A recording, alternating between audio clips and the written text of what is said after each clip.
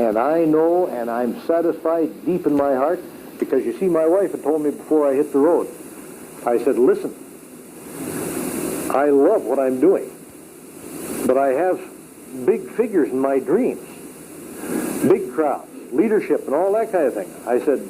She said to me, and I have a wonderful wife, she said to me, would you like to have a big office? Would you like secretaries? Would you like to come in and put in a full business day in an office with a big ministry? I said, no, I wouldn't. That's the last thing on this earth I'd like to do.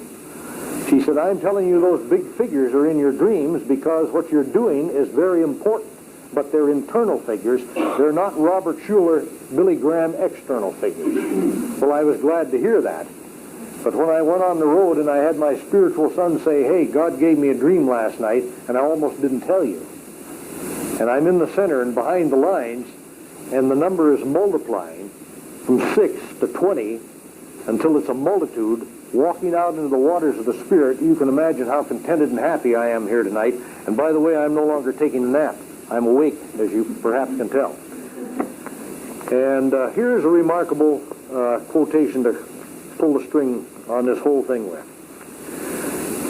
You know, God speaks to men everywhere, and there are great men with loving hearts like Edward Edinger. And Edward Edinger, Dr. Edinger, is the dean of American psychotherapists of the Jungian variety, Carl Jung's school. And he closes this great book. This book is a line-by-line or paragraph-by-paragraph commentary on the last great book that Carl Jung wrote, and he was 20 years in writing it before he died in his mid-80s, called Mysterium Conjunctionis. And that Latin term means the mystery of the great wedding, or the great union, bringing all the opposites, getting the meaning of life in one great final thrust. And that's what his great work was about, and Dr. Edinger did a service to humanity by doing a blow-by-blow description of the thing. And as you can see, I've studied it. And I love my books that God brings. And he brought this one to me. And I mean, God brings these books many times miraculously to me.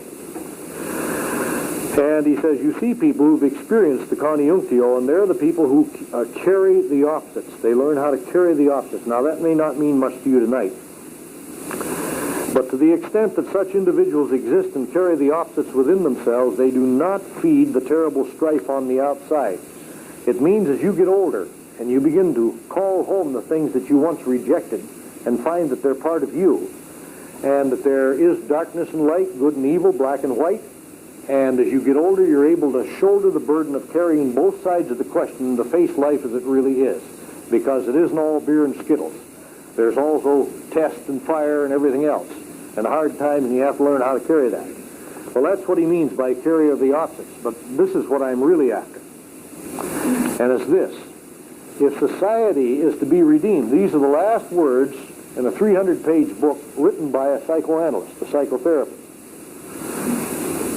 God speaks through anybody. Listen to what he says. If society is to be redeemed, I would remind you that the Apostle Paul says all of creation is groaning in the minor key, not waiting for the second coming. That's a terrible mistranslation of Romans, the 8th chapter. All of creation is waiting for Christians to come to maturity.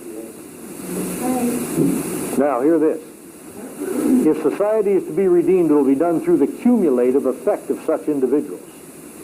And when a sufficient number of people carry the consciousness of wholeness, maturity, the world itself has a chance to become whole. That's a modern speech translation of Romans 8. And he goes on to say this. You know, in the Old Testament in Genesis, when God's about to destroy Sodom and Gomorrah for its sins, Abraham remonstrates with God and says, what if we've got some righteous people in those cities? What if there are 50? And Yahweh says, well, then I'll save the city if there are 50. And Abraham works them all the way down to 10. What if there are 10? And Yahweh says, I'll save the city if there are 10. Abraham doesn't want to push his luck too far, so he stops there. Now hear this. But it's not beyond the realm of possibility, says this psychiatrist. It's not beyond the realm of possibility that just one person might be enough to preserve the world. I would suggest that you entertain such an idea, and furthermore, consider that perhaps you are the one. That's mighty good preaching from Dr. Edinger. And that's what God expects from us. And I hope that sinks into our hearts tonight. So that